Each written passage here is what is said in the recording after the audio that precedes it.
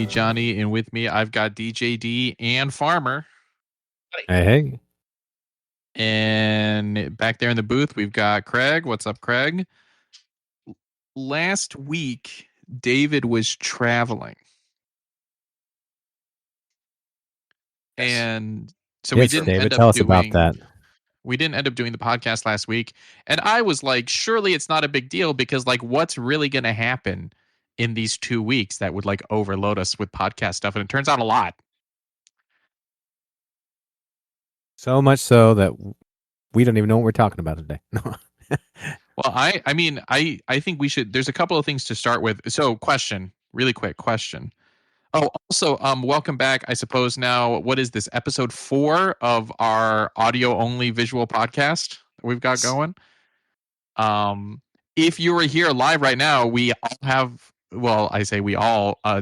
DJD and I have our cameras on. So Farmer just turned his camera. There we go. It's a visual podcast now, guys. So welcome to. Ooh, Farm, you got a haircut. You look nice. Yeah, I got a lot of. As opposed to usual. As opposed to usual. Yeah, I didn't look so good. Yeah. Okay, I get it. Should we start positive or negative? I guess that's the question. Do we want to start positive? Have you guys not seen me with my haircut? Because I got that back in November. No, we haven't. Yeah. I never know. I feel like you wear a hat a lot. Yeah, I feel like you wear a hat a lot. I don't know that I've seen it like styled in that particular with the part, like the front coming up and over. Yeah, coming up like that. Yeah. That's my new thing, I guess you could say. Yeah, it looks nice. This is a great visual bit that we're doing. I really like that. I know. We're just talking about my hair. The return of the visual bit. Now we're actually merging from gaming podcast to actually like style.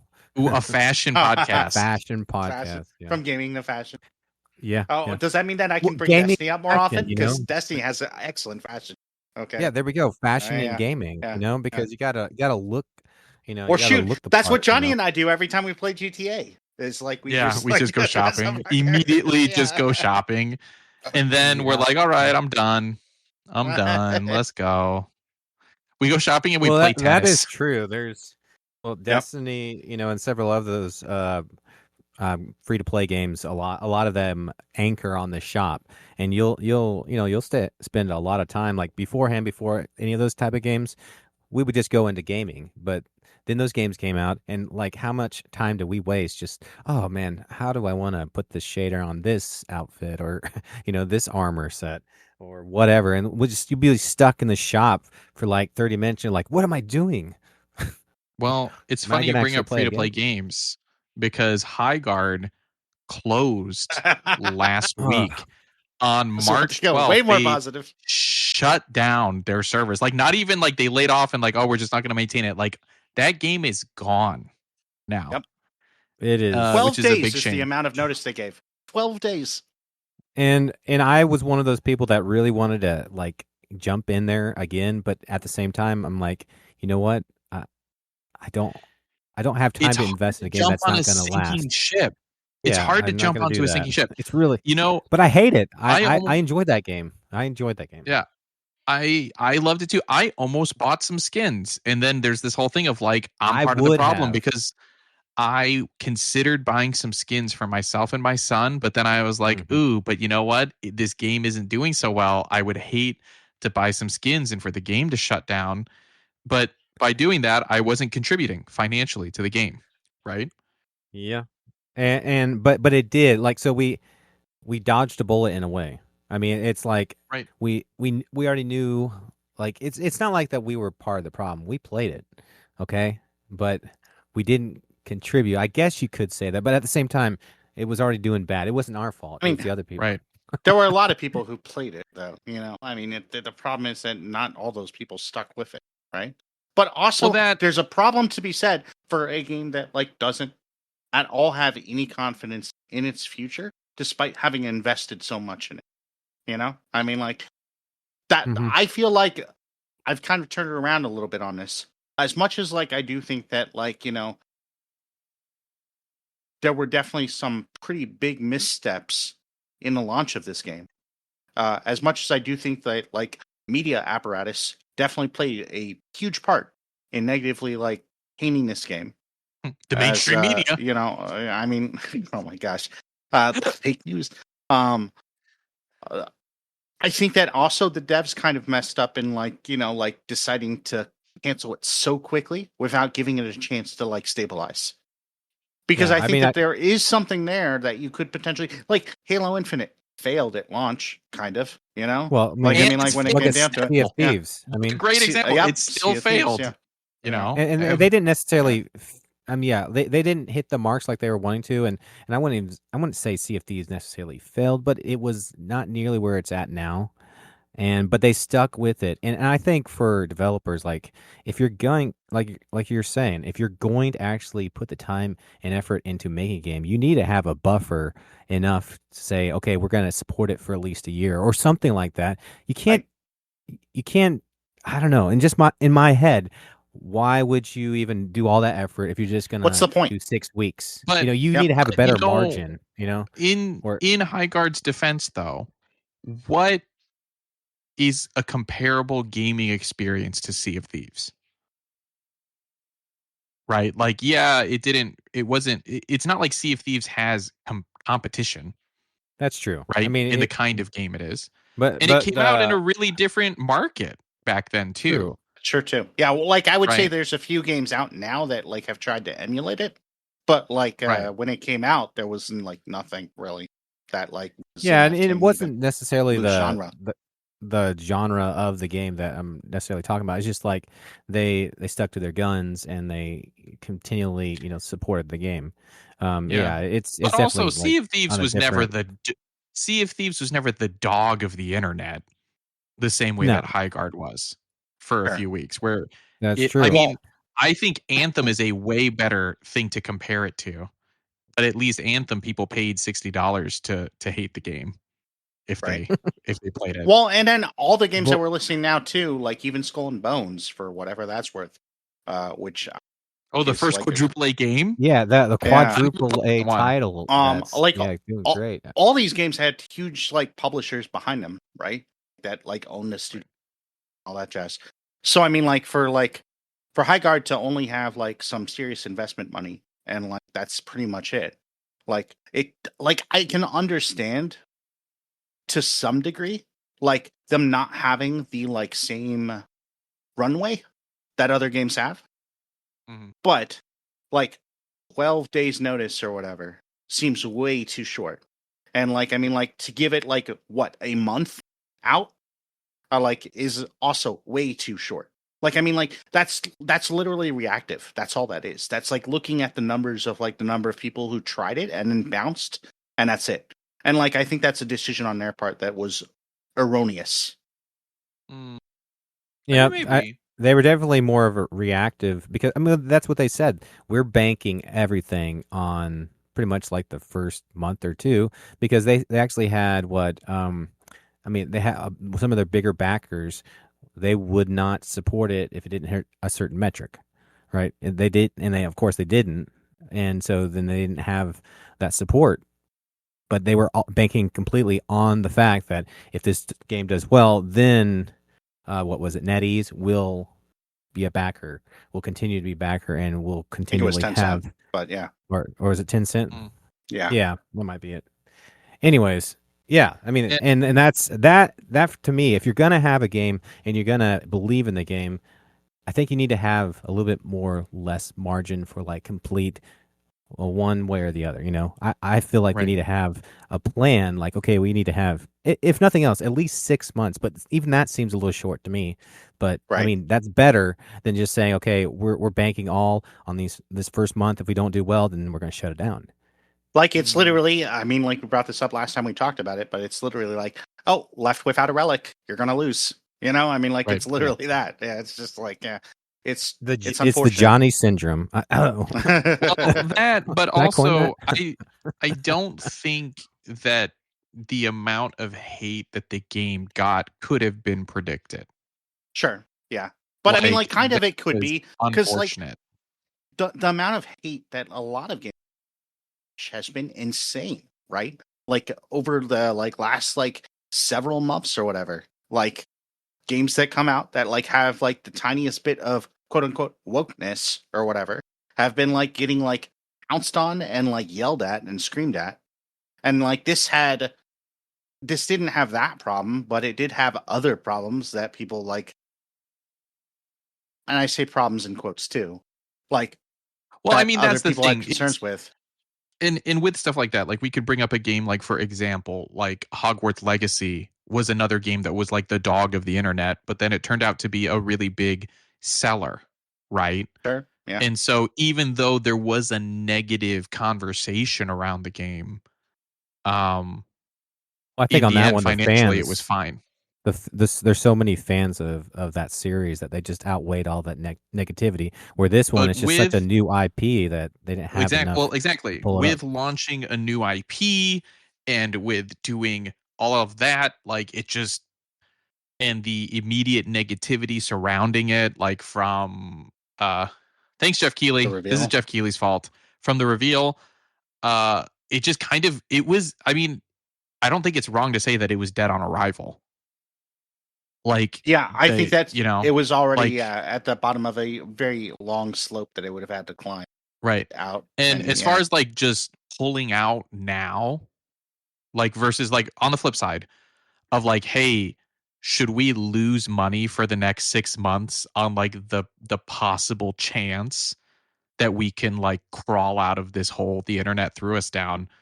I don't know that like financially that they would have been able to do that, right? Or not even able or willing, of just like, it's not worth it, let's just shut down the game, like we can reuse assets or whatever in other projects, and it just didn't work out, you know. I mean, I guess it depends on like what we're talking about in terms of the whole, right? Like it doesn't necessarily need to be a AAA game. It just needs to do like decent enough that like the investors consider it worth it. Which I mean, like that's a very arbitrary and subjective measure. Right. But I mean, like, and we don't know any of the behind the scenes details of what like that number is or like what the metrics were that they were looking at. Right. But like, I mean, I can't imagine they were expecting it to be like, you know, the best shooter, like the next Apex Legends or whatever. Maybe they were, but like, I mean maybe, like, yeah. I think especially with investors, people overpromise a lot. That's true. Right? Like, what about like every Fable game? Right? What was the guy who was always like talking about going to come out eventually? Hey, we're actually going to have something new. Peter Molyneux, who he's just like, this game is going to change the way you interact with your children. Like somehow he has like this really crazy thing, and then it's just like push X, right? Hey, like it just turns out to just be that. But it's Fable is coming. It is, and it looks like it might actually change the way you interact with your children. Yeah, it might change. It might rock your whole world. I mean, at this. But point, on the flip side, I do think that right? I do think that they made a mistake. I do think the Highguard devs aren't blameless in the situation. It is just unfortunate. It's and it goes back to what we've talked about many times, that I think it might have been a timing thing, as well as the market is flooded with these free-to-play games. And while it did have its own uniqueness to it, there was some parts of it that was a little bit more on the competitive side, which is less for casual gamers. So you can't just jump into it necessarily like you would like Overwatch or Rivals and have a good time. So there's that too. And I think that's probably what happened. You know, people didn't want to take a risk, and because they didn't take a risk, Highguard didn't want to, take a risk any longer, And delaying and doing all that just ends up costing more money, right? Like the reality of it is that developers and all of that, you put a lot of money up front. You're really hoping to cash in on, I guess for them, it just would be skins, because the first battle pass was free. The first character was free, trying to get people in to be buying stuff and get into it. And like, so I think of, they talk about like Nintendo really will delay releases because they're like, you can only have one release, right? So they'll just delay it. But Nintendo has the most money of any company in Japan. So they can shoulder that cost, the delay, and wait, right? Like, yeah, maybe it would have been better for Highguard to just try and wait it out, right? Wait a year, let a lot of that die down, maybe do some stuff. But like in the end, could they have afforded to do that? probably not. And in the end, it turns out they couldn't afford to do it just anyway, right? The money runs out. I mean, like, if you have a plan of like, okay, we're going to put it in early access for 2 months, right? And like, we're just going to kind of test some things out or whatever, see how people like it, see what the feedback is or whatever. And you shadow drop that early access. And then, like, I mean, it all comes back to like that trailer should not have come out when it did, when it comes down to it. That kind of ruined and I kind of the agree with flow you. of everything. I agree. I really think that should have been like alpha or something like that, some kind of like test run. Because in that case scenario, then you have people saying, okay, this is a game that's not quite done. You already have that moniker on it. So then you can give it a chance, and then you can slowly grow the game that way. I mean, and more of a positive spin. How long was Fortnite in beta? Right? Like, it was in beta for like 3 years or something. Yeah, I mean, like, yeah. Like people were playing competitively, I think winning tournaments, and it was still in what, beta? Or whatever. Yeah. Like, they kept that beta on there because they were still like trying to like make like big changes as they needed to, right? And then they could justify it because like, hey, it's in beta or whatever. This isn't the final release. And like, I mean, that's fair, I think, when it comes down to it. I think you need to like set. For sure. I think you need to set expectations when it comes down to it, and I think that the High Guard team did not set expectations appropriately, and like that was probably their biggest flaw in their whole release. 100%. Every game cannot be a huge hit. You can't look at a Fortnite or an Apex and be like, we're going to make one of these for you, to the investors, because how many games don't become that? Most games don't become that. Maybe some games they find their niche, like Valorant or something, but like in the end, it doesn't work. But I actually wanted to kind of pivot on that, because a big part of my issue, though, comes back to consumers, comes back to gamers, right? Oh man, we want new IP. We want new IP. Oh man, we want to support, we want new, indie studios. We want indie games. We want this. Well, it was an indie studio. That was a new IP, right? And people just didn't support it. People weren't interested, and people wanted to hate on it. One new IP that came out that's not from an indie studio is Marathon, which people are really loving Marathon. And I want to take a minute to say that I haven't played the game. And that being said, I don't have to play the game to know that people are hypocrites. It's an extraction shooter.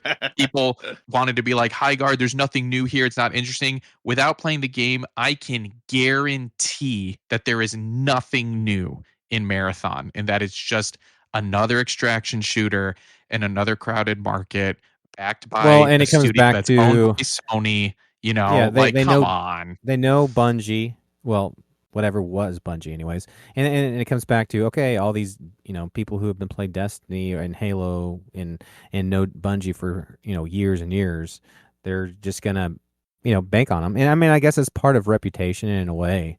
But, for you, Johnny, I guess you're still burnt. So no, it's funny that I'm so burnt, but like you bring up a reputation for Bungie, that's like more than 20 years ago. They've been doing Destiny for a long time. David just shared with me that, what was it, D? 97% of Destiny's player base has left the game since their last expansion. Since Final Shape, yeah. Yeah. So, like, I mean, but here's the other thing. Bungie, like, they have huge money behind them. They can wait and see. Oh, well, if the game's not that popular. But it's also people are buying this game. Right. People are buying this game. It's not even a free game. Well, let's be clear, though. Like, I mean, like, they also sometimes don't, right? Because Concord was the thing. And Concord, like, flopped crazily, Yeah, but and they did not wait for that to get legs at all. Yeah. Like, I mean, Concord, though. They were like nope, true. like, yeah. Like, saying Concord, all I know is by the name. I don't know anything about that game. And I still don't. But I know more about Marathon just by it being everywhere. I don't know. It's marketing. It's a bigger name. It's Bungie. I mean, it's just out there. Right. And I think that's just part of the difference between a studio you don't know of and the studio that you've played games for years. Right. Even though they've gone through so many different changes, ups and downs, and now they're part of Sony, and a lot of their team is totally different. But I mean, I'm interested to play it. I've heard a lot of good things, but I mean, it looks cool. I love the look of it, to tell you the truth. I haven't played it much at all, and but to I be want to, fair, I don't think there's anything wrong with playing Marathon or buying it or liking it for that matter. But I think that the same people who would criticize a free game for not being creative enough from an indie developer to go and play a game from like a huge developer to pay for it. And like, again, I don't have to play the game to know that it follows way more of like a normal formula than Highguard did. Like, that's super hypocritical. It's so annoying that people are like that. Well, and it's out of And the same box, yeah, like you're saying. It's nothing new at all. It's like the same formula that you've been playing.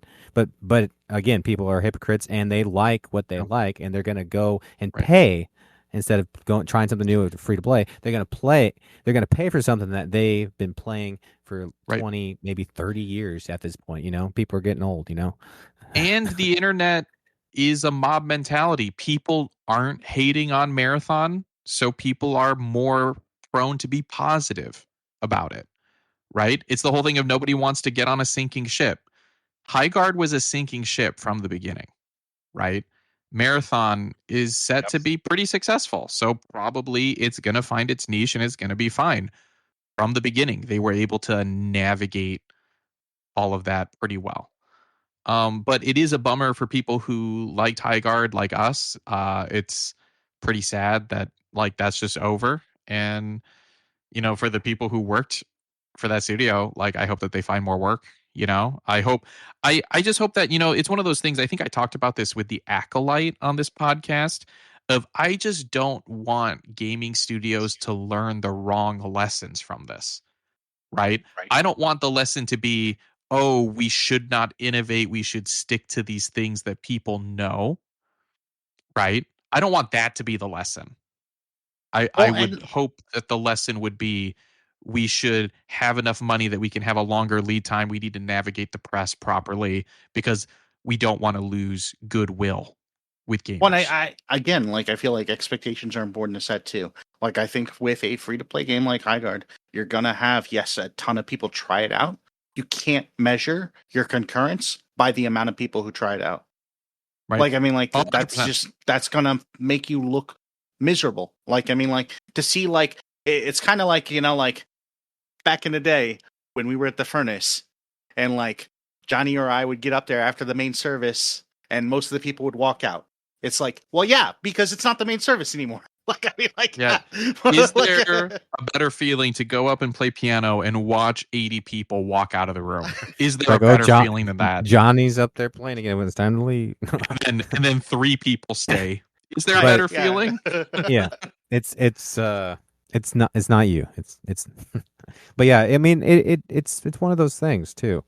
I mean, I really do feel like what we were saying earlier for especially free to play games going forward. Like again, you can't bank on instant success.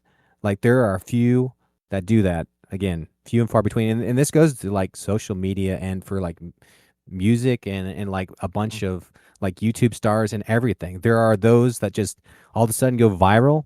Everybody wants to be the instant success, but very few and far between. You have to bank on what is going to work if you're not going to hit those margins.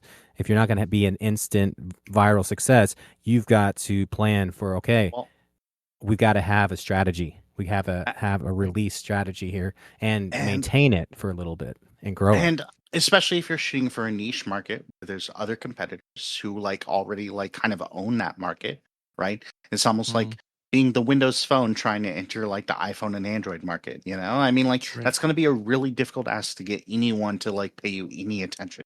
And you have to be like expecting of that and like have expectations set appropriately because of that. Because like when it comes down to it, like hero shooters are a crowded market.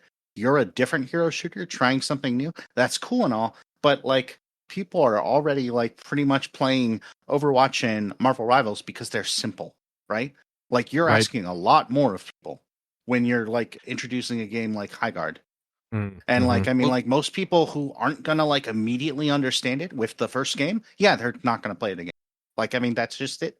You know, it sucks, but I mean, like, that's gonna be. You will eventually probably like find people who like, like gravitate to the game and like pick up the mechanics and go, oh, hey, they're doing something really interesting over here.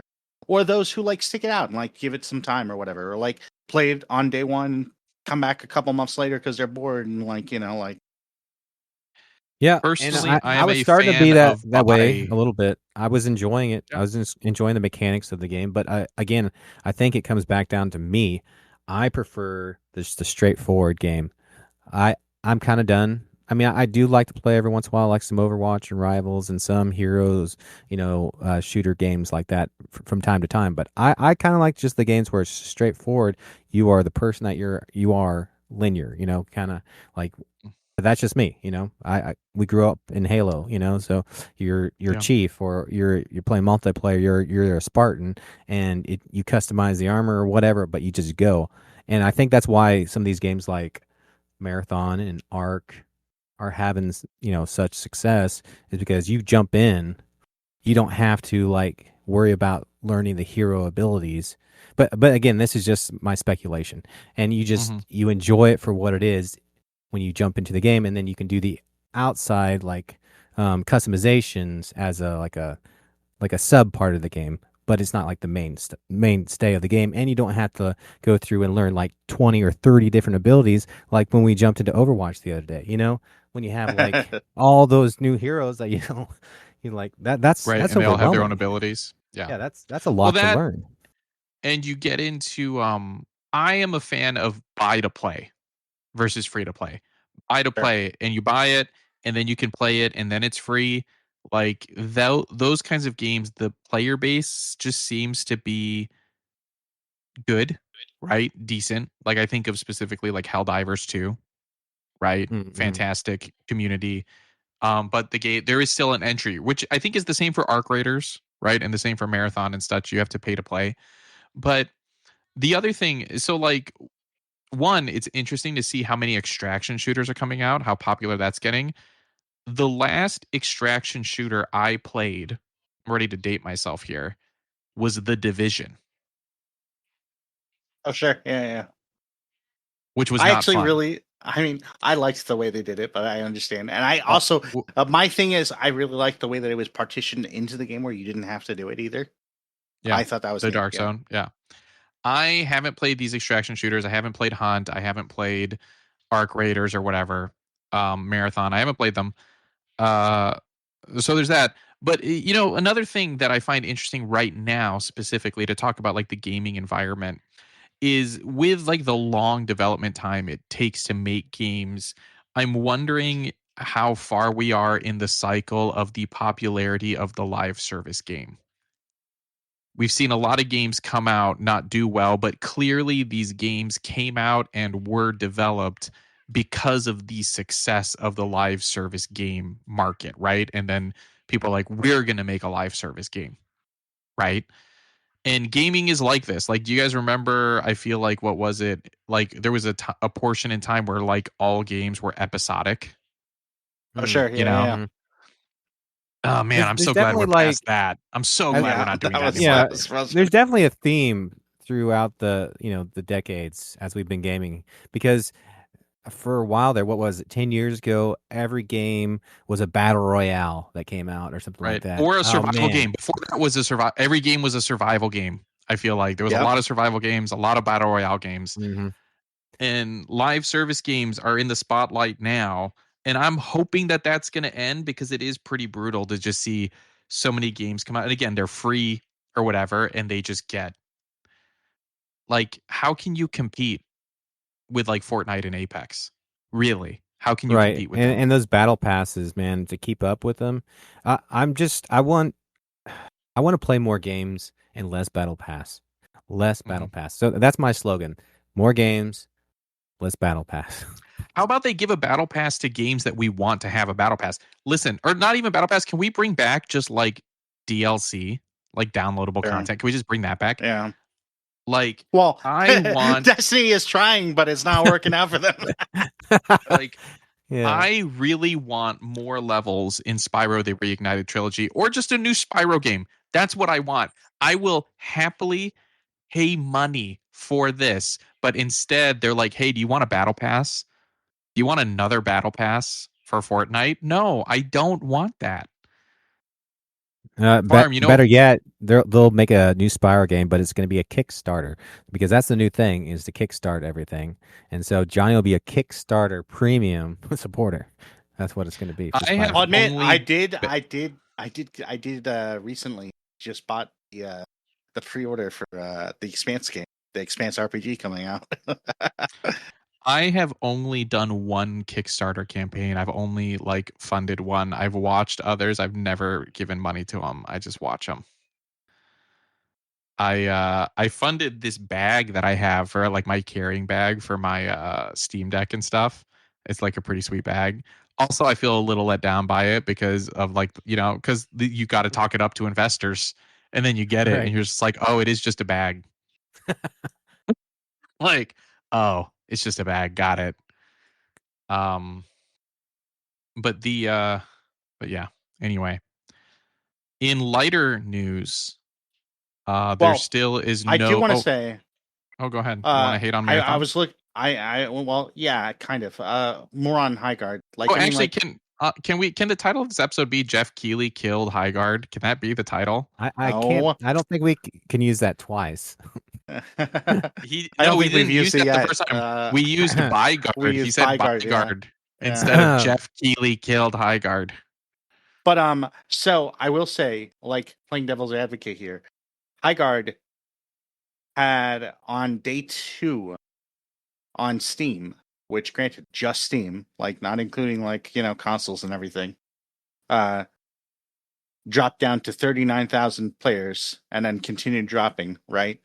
And so a month after release, they were struggling to hit 600 or whatever. Or gosh. Yeah. So that's just on Steam, but that's a pretty big deal. That's pretty difficult, to only have 600 players. And that's before all the announcements came out or whatever, I think. I think that they released their roadmap in late February, I want to say. Marathon came out on 5th of March.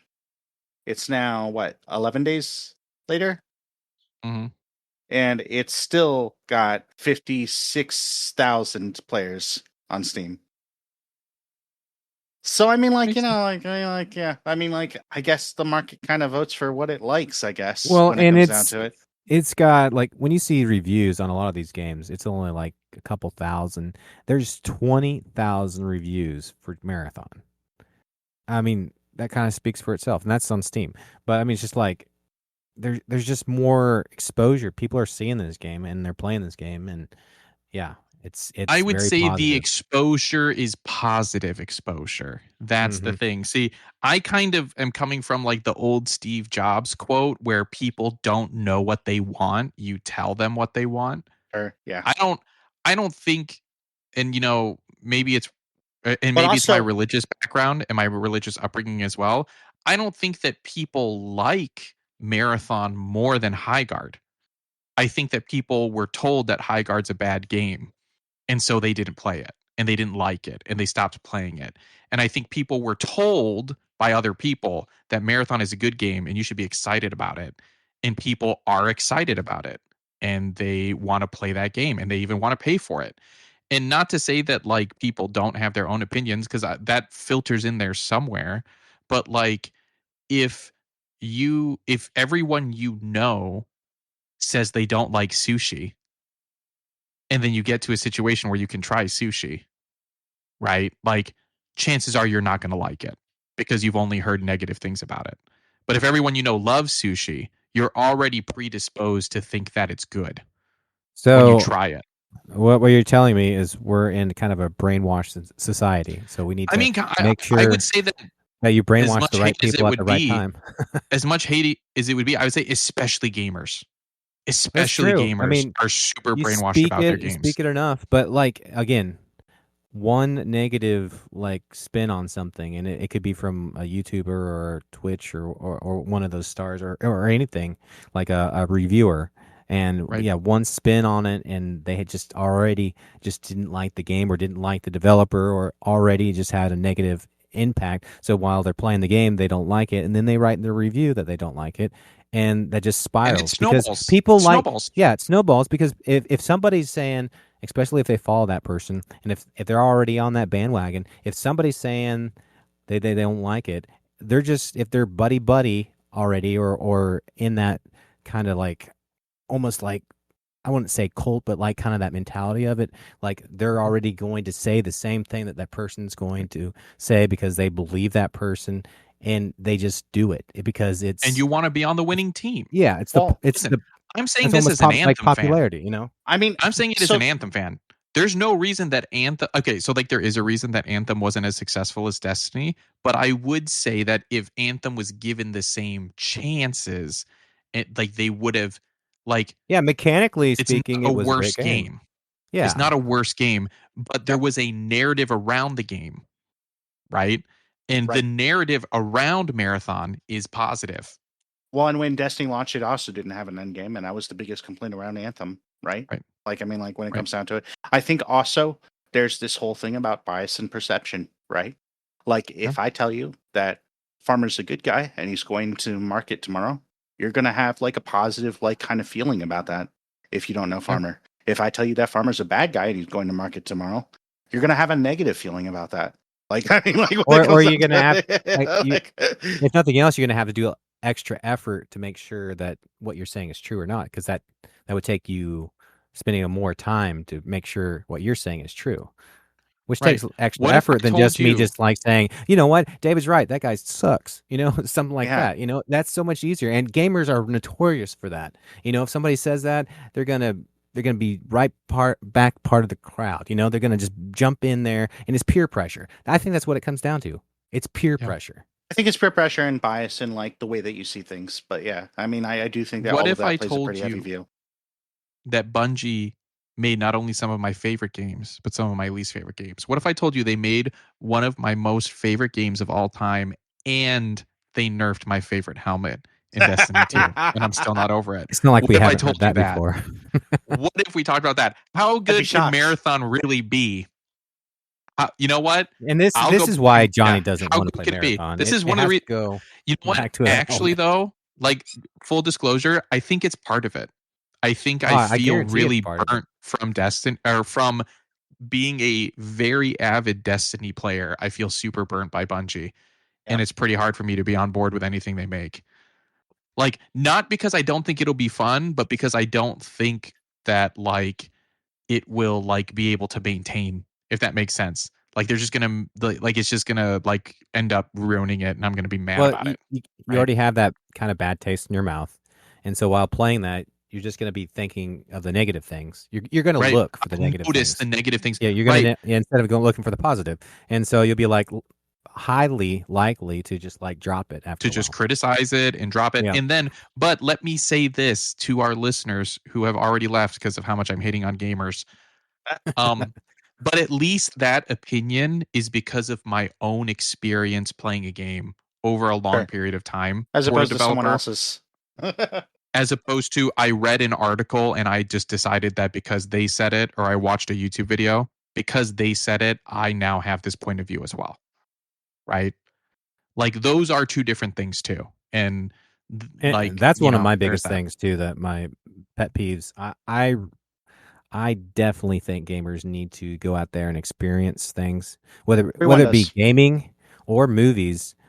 Stop just listening to critics. Just like literally, like, I mean, like, like try things out, enjoy them, try to go in with an open mind to, like, I mean, like, and experience things. And instead of someone telling you that you should hate something, like, I mean, like, you know, like, try to analyze it from like your own point of view of, like, you know, like, I mean, like, what are they trying to tell me through whatever this is, you know? I mean, like, try to keep an open mind and experience life and have an open mind and be your own person. I guess when it comes down to it, be your own person. Don't let somebody else tell you how you should, you know, game or enjoy movies. You need to figure that out for yourself.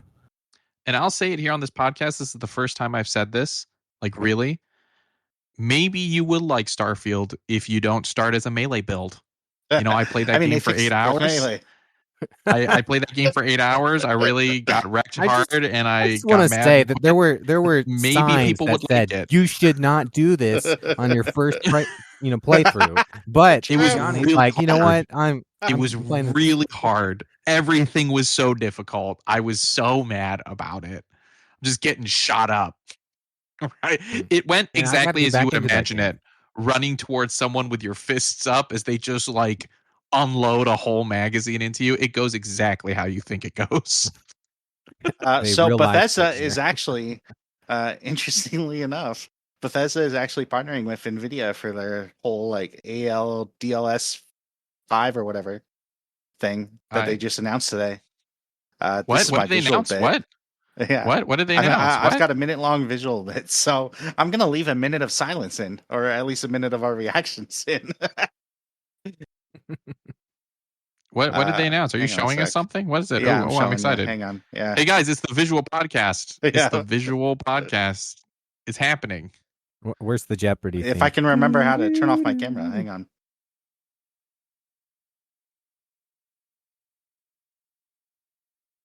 Oh, here we go.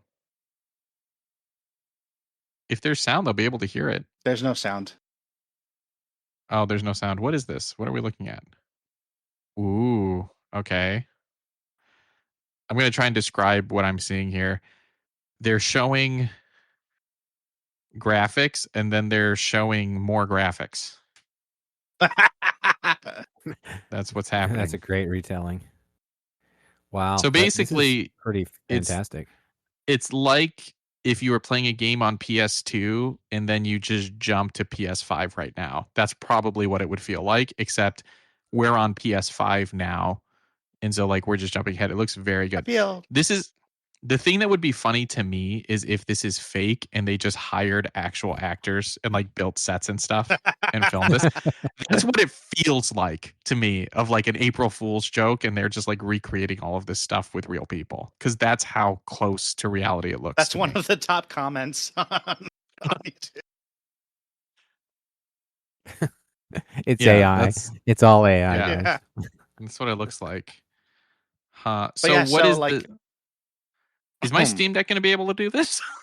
No. So this will only be able to be done on the NVIDIA 50 series of graphics cards. So only super high-end PCs will be able to do it. And maybe, new consoles, maybe. I don't think they'll be that high, but I guess we'll see when they come out. Remember when they said like ray tracing was coming to the Xbox One Minecraft? Now that I think about it, I think Minecraft does have some form of something now, but I haven't jumped into Minecraft in a while, so I couldn't tell you. But also, now that I think about it, all the consoles are using AMD instead of NVIDIA, so no, the consoles won't have it. But that got announced today by NVIDIA. DLSS 5 apparently will basically have a photorealistic AI mode, which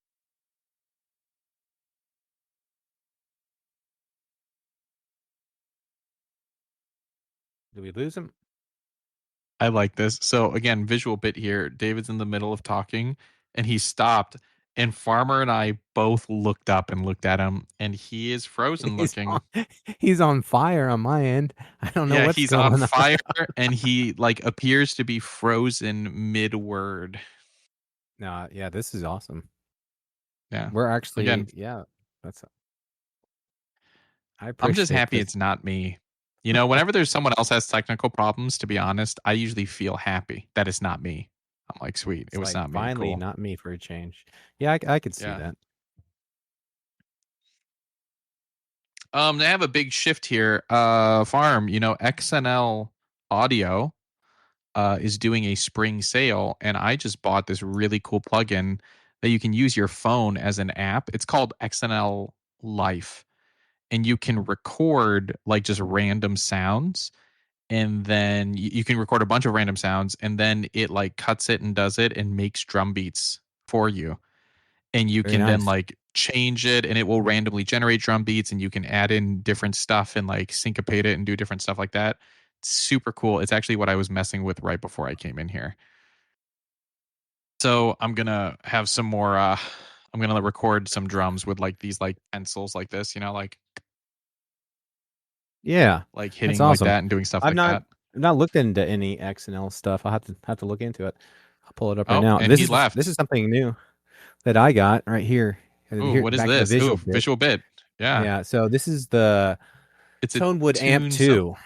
So I had the original, and they came out with a newer version, which the original only had like a double A slot. You had to use 3 double A's Mm-hmm. for it. Where this one Good Lord. actually has, a charging pack in it. So I just have to charge it with this. So I'm like, yeah, I gotta upgrade. Because I'm tired of running with I'm running out of batteries all the time.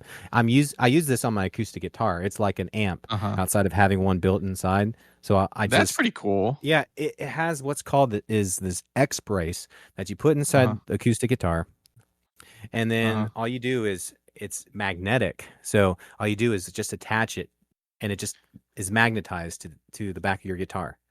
And so from That's what's up. there, you throw up a pickup on the front, and you're good. You're good to go. And then you can plug up your acoustic guitar to an amp or an onboard system or whatever.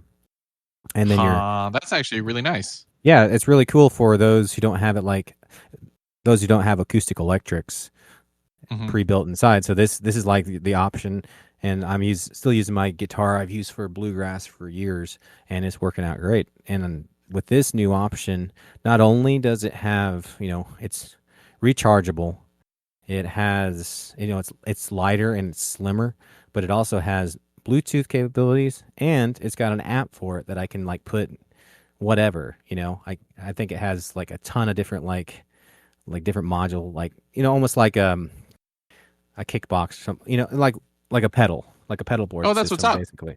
Yeah. So lots of combinations, and I'm like, they sent me an email a couple weeks back saying, "Hey, you can upgrade." I'm like, hands down, I'm gonna do it. I'm gonna do it. It's interesting because I think a lot of non-musicians would think like, don't all acoustic guitars have pickups like built in? And for people who don't know, no, they don't. Yeah. No, yeah, I mean, and that's very typical for a lot of bluegrass country style guitars, honestly. Yeah. Like there are those that do, but for bluegrass specifically, a lot of them do not at all, because what you end up doing is just having a regular mic for your vocals, but also for your guitar or mandolin or whatever you're playing. Yeah. And so one of my friends, his dad had quite a few guitars, but his nicest guitar did not have a pickup. And I found that to be super interesting. Oh, no. His internet went out. God, man, imagine. And then he's having an conversation. Oh, yeah, then he has an update. I love that. What updates? Yeah, he was literally on Discord with us, and now he's updating. I don't have an update for Discord. I don't see No, one. I don't either. It's like, that's ridiculous. It's ridiculous. I can't help but laugh, but I'm also sad, so I'll do both. We wanted to also talk about Xbox Project Helix. I've kind of given up on the Steam machine. Well, and if Project Helix lives up to the hype, you probably won't need it. I mean, we've been talking about like how Xbox might be going away, but if this lives up to everything, this could bring a lot of people back to Xbox and revive the hope in Xbox, because what it's basically is it's a console and PC game machine. And so that would kind of take the place of a Steam machine in a sense. Right. 100%. And they specifically said that like you would be able to run Steam on it and such. I mean, I was talking with a friend here who also has a Steam Deck. He's not interested in buying an Xbox, but when I brought up this is what they said about Project Helix, he said maybe he would buy that Xbox, Right. And this kind of makes me think, why are like Valve, why is Valve and Microsoft not working together on this? Why are we having two separate? I mean, that's what comes to my mind right off the bat. Like, why do we have to fight on this market? But maybe they think the market's big enough. And again, maybe the Steam machine will offer different things, but I'm just saying, I just have a problem with like they could be working this together. It could say, designed and put together by the team at Valve and Microsoft. But again, I don't know. That's just my thoughts. Valve to me feels a little like Apple in that they want to make this closed ecosystem. And even on paper, like, oh, well, like the Steam Deck is not as powerful as the ROG Ally, right? Or, oh, like the Steam Machine is not as powerful as these new, or even the current gen consoles. It's not as powerful as an Xbox Series X. But because it's in their platform, like it just is optimized really well to run. But yeah, I don't know. It's a little hard. One of the things I even said on this podcast, it would be kind of hard to go from the strongest current gen to the weakest next gen. Right. Right. Like, John, I would love to see them work together. David, we're talking about Project Helix and Steam Machine kind of right now. Just kind of update you. If you can hear us. I don't know that he can hear us. Yeah. Okay. Yeah. He's giving me a thumbs up. Thumbs up. But yeah, that's just my my initial thought. But I mean, I really do like the idea of both of them, and I hope they do well when it comes down to it. And I really hope, like, again, there's so much speculation. There's not a lot of information with Project Helix, but I mean, it would be great to see if it works out. Because, I mean, it seems, as far as concept goes, that's like the next step that I would want. Because I do a lot of PC gaming and I do a lot of, kind of back and forth more these days, like 50-50. And if I can do all those on there, leave all my gaming on the Project Helix, and then I can leave, I can kind of separate, music over here on this machine and then keep that specific for gaming only. And that'd be great. Well, that, and, the thing that worries me the most is that they're saying all this stuff, but they said a lot of stuff. They've been saying stuff that hasn't turned out. So like, I really hope it lives up to the hype, because I would also love to not leave Xbox. I returned my Switch 2 last week. I kind of regret it now because Pocopia is out and I really want to play Pocopia. Like, I'm just all over the place at this point emotionally. Johnny's turned into an emotional game. Yeah, like, oh man, Pocopia, it looks so good. I really want to play it. I don't have a way to. And I'm like, I don't need to buy a Switch 2. I don't need to buy a Switch 2. I have a ton of games on Xbox and on Steam that I haven't played. I don't need to play Pocopia. It's going to be okay. It's going to be okay. But it's hard in the moment when that's the newest release and jumping on that. You're seeing all this news about it and you don't have the latest thing. It's that I have all this, but I don't have that mentality. I don't have what I don't have, and it's that constant wanting the newest and greatest. The conversation's powerful. Being a part of the conversation is powerful. There's a social ostracization, right, of being left out of that conversation. True. And we've talked about this before, like where like ultimately, like, I mean, like being excluded from being able to be as social as you normally are because you don't have what everyone else has does suck, I mean, like, that's actually a real negative harm to like your ability to socialize with the other people who do have it. And I mean, like, that obviously like gets like kind of like it's a bad way to view things, because when it comes down to it, like, that also means that you end up like spending a lot of resources and time and money on things that everyone else has just to be a part of those conversations, when ultimately those conversations are but moments in time, right? They pass so fleeting. It's nothing that's actually like going to maintain. It's not like no foundation there. You don't need to be a part of every conversation. Like, I understand wanting to, but like, you don't need to. And like, I mean, like, I think that we miss out on that a lot nowadays.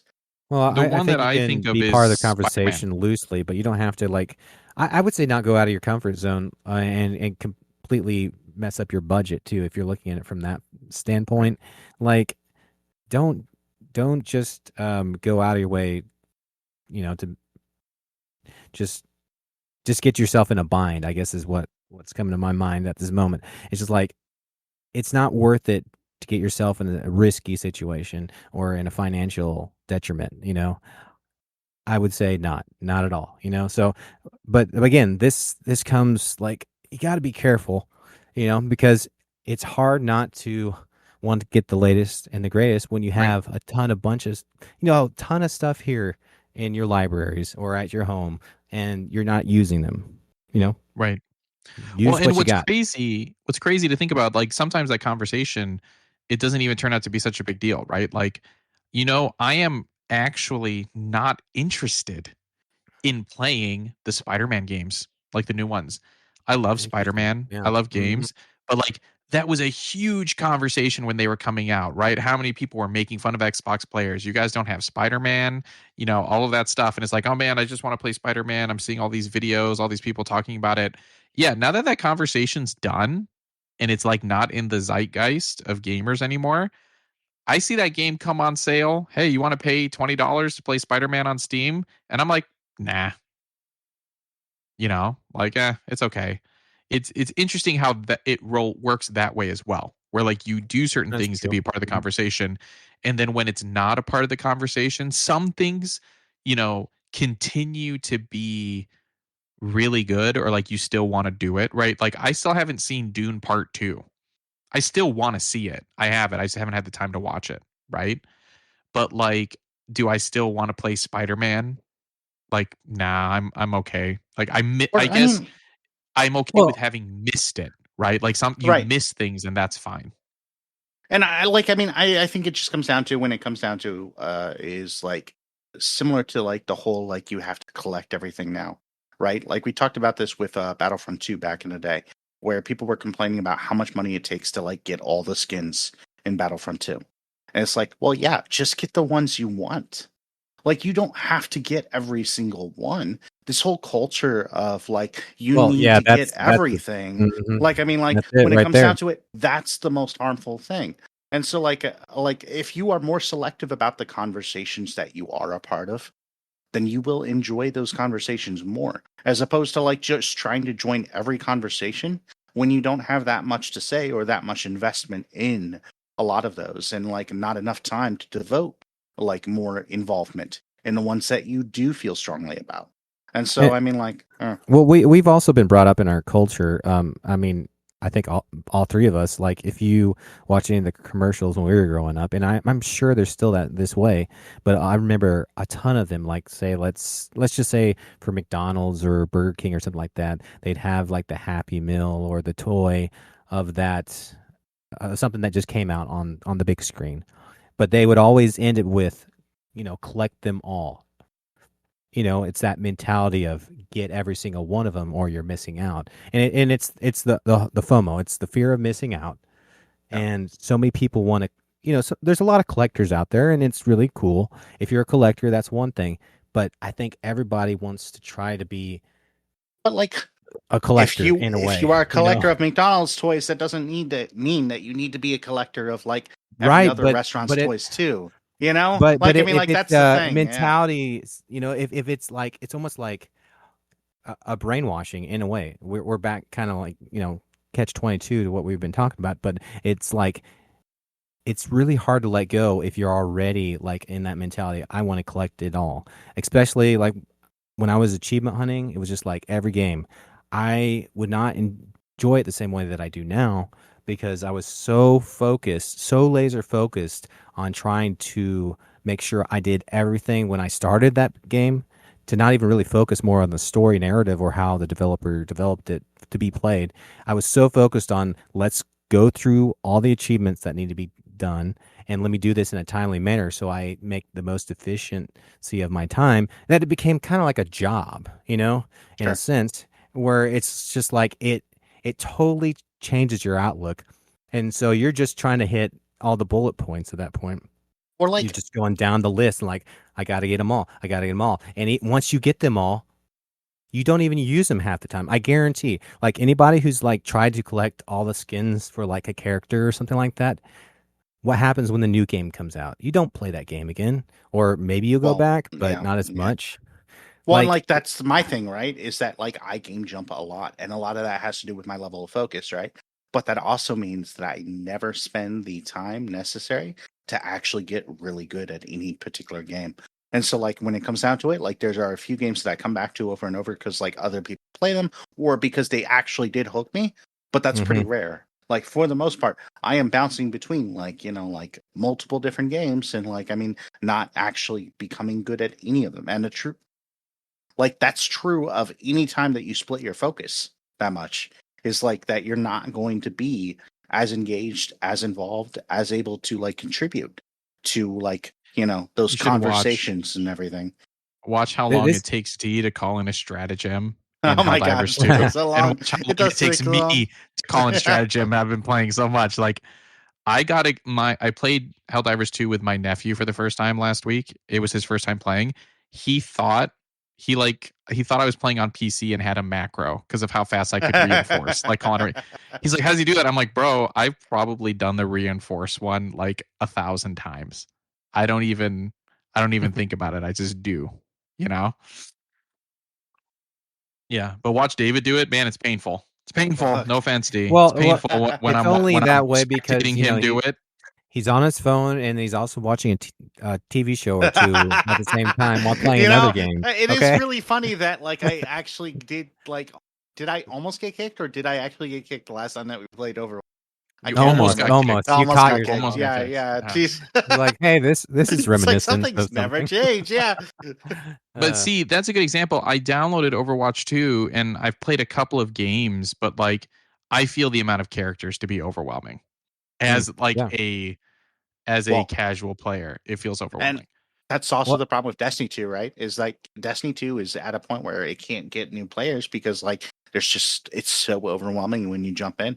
Like, we've had multiple people try to jump in with us who've never really played it before, who got, like, completely, like, overwhelmed by, like, what do I do? We ball to glass them. Yeah, I just want to throw that out there. When you ball to glass them people, we're over here. You shatter them, okay? You shatter their soul. I mean, soloing like that awakened, awoken, not awakened, the awoken dungeon. We're soloing that one at this point. And just dragging we were getting them good along. at all the dungeons. Dragging people. We were getting it.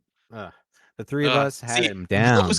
That kind of gaming, though, I do miss that. That was a nice thing about Destiny, man. Finding out that you just had to get good.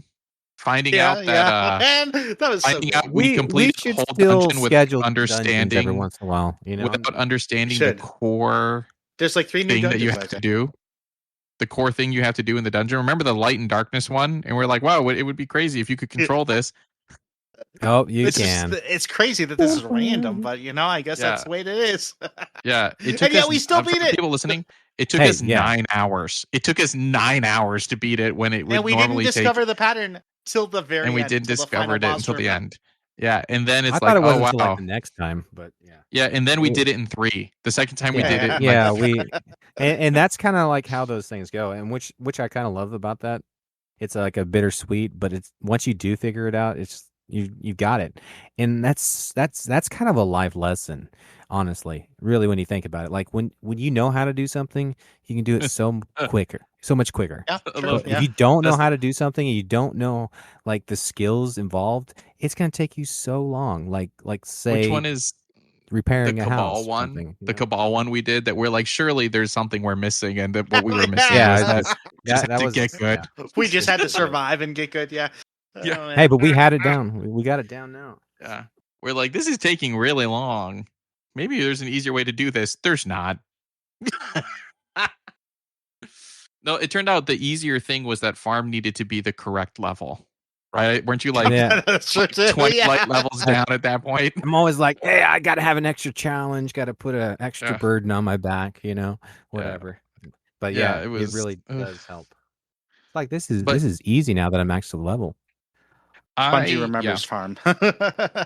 They're like, we need to handicap this guy. Like, they'll probably handicap you in marathon too. Going to Overwatch. Speaking back to Overwatch, I mean, any game like that, I really do have to like tell myself I cannot get every skin. I don't know why. It's a problem with me. Like I want like the characters I want to play. I want to want to catch them all. You know. Well, my problem is too. Like, I mean, like I think it's a cultural thing. I think it's just like that's the way kind of games are kind of made around nowadays and everything. And like, I mean, like that's what everybody else does, and you kind of want to like keep up with everybody else and everything. But like, well, I get especially like skins. rivals too. I get It's just skins like for characters that I don't Marvel. even play. You know, Yeah. I mean, it's Yeah, like, it's what am like- I doing? Yeah. Like, yeah. What are you doing? But no, I get it. Like a game that's like comics, like Marvel or something like that you've like grown up with. We've watched all the movies. It's like it's really cool. Like even if you don't play that character, it's just like, oh yeah, these are sweet. It plays on things that we like. Is what it comes down to. Things that we have already entertained us, and like, oh, we want more of that, and it's awesome. But I definitely am like, okay, am I going to play this game? And this is how I talk to myself in my head these days. You know, like, okay, am I going to come back to this game in a week's time, or even a couple days time? If not, Well, and I need to say no. but like also, you know, I mean, like in terms of that, yeah, you need to say no to like doing extra stuff like buying purchases or whatever and all that jazz. But also, it's important to like also be okay with that too, right? Of like, okay, right. I'm gonna enjoy the moments that I had with this game, even if we only played it the one time. Evolve.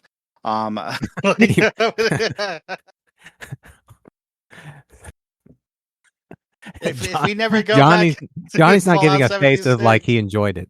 He's like, if we go back to Fallout 76 ever again, like, I mean, like, guess what? You know what? I still had a good time with you. No, I mean, like, yeah, no, I mean, I had a good time as well. Oh. These days we will.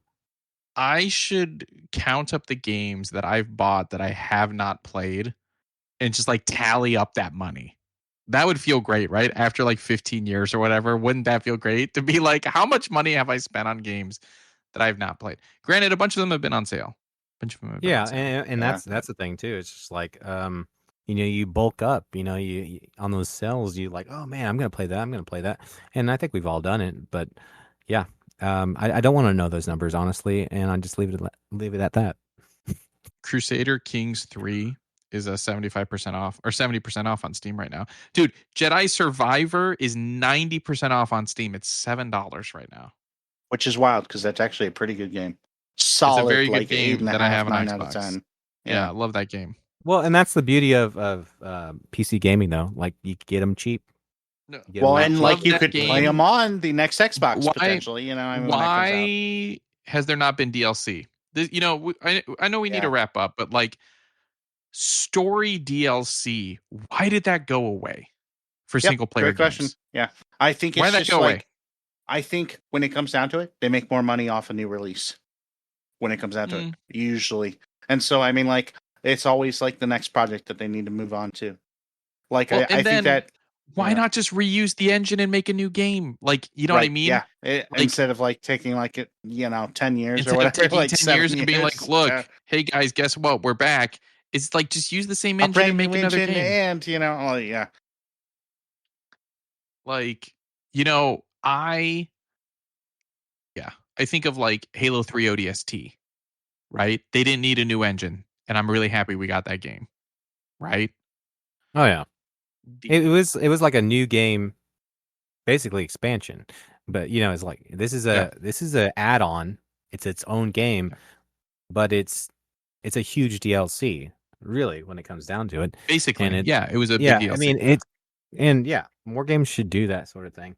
And I'm hoping, speaking of Halo, I'm hoping that we're going to start seeing something like that, you know, with these remakes that they're doing. Farm, were you here when I was like, there's not even a release date for Halo whatever remake that's coming out? They don't even have a date for it.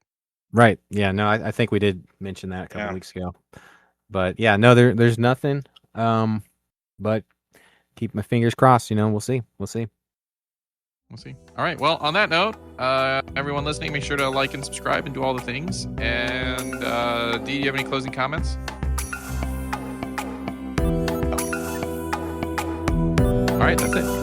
Bye.